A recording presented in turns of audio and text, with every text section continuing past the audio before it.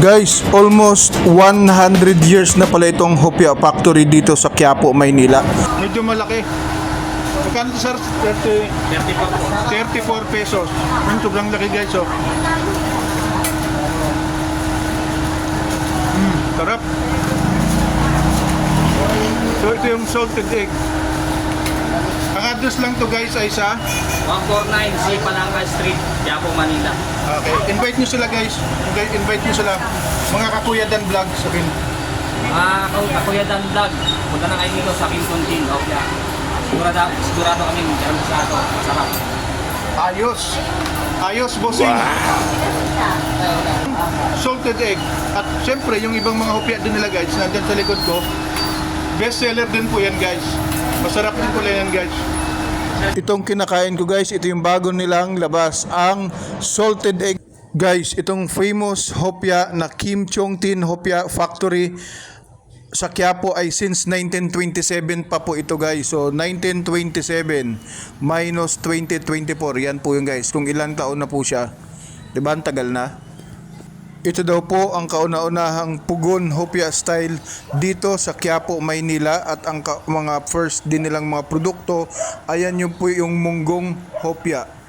Baboy at munggo po ang kauna-unahan nilang pong mga produkto. At makikita nyo guys, pati nga po si Chris Aquino ay andyan sa kanilang frame.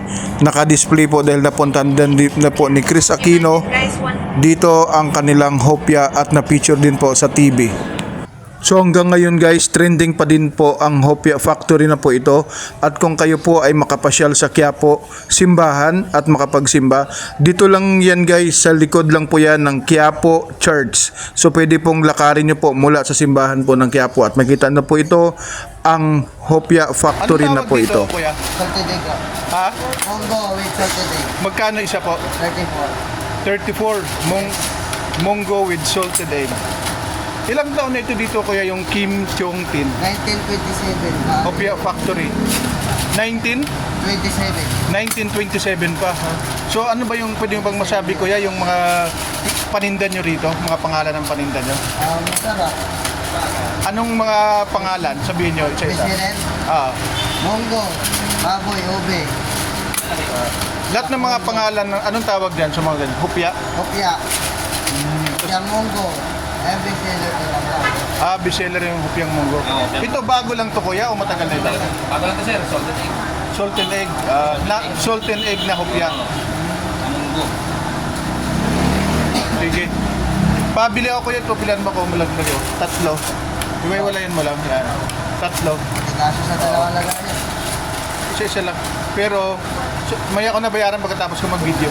Yeah. Oh. Ayan, magkano isang ganyan kuya? 34 po. 34. 60 pag isang box. Ang pinaka-best seller niyo talaga, ito yung bago. Salted egg. Munggo, special naman to namin. Special naman to. Oh, Pero yung best seller niyo ay... munggo, baboy, ube. Galing naman. Anong oras kayo nagbubuka, sir? 7. 7:30. 7:30 ng umaga. Saturday, 7:30. Pag Sunday, 7.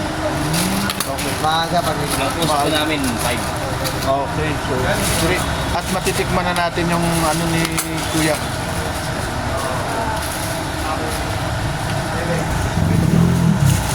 Order yan. Yes sir, order po. Isang ganyan, magkano yan?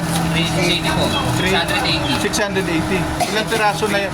620. 20 Ayos. Ano na yan, boss? Video lang ako, saglit lang ha. Pero ito guys, yung mga paninda nila, hopya baboy. Yan. So meron silang hopya kondol, hopya pandan, hopya mango, at hopya pineapple. Dalawang tatlo, tapos 60 pesos per pack. 60 pesos per pack. Itong mango, 70. dalawang tatlo, tatlong dalawa.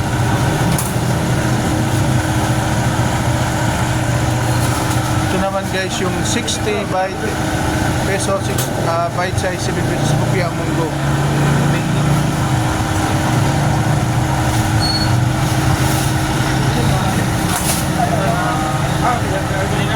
So in case si Chris Aquino, doon pa. Sir, ito po yung order sa bayad ko.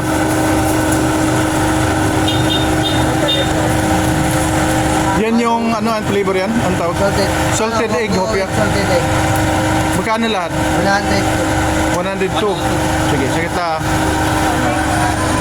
Sa likod lang po ito guys ng Quiapo Simbahan, 149C Palangka Street, Quiapo, Maynila. This is Kuya Dan Vlogs. Thank you very much and God bless us all. Thank you for watching.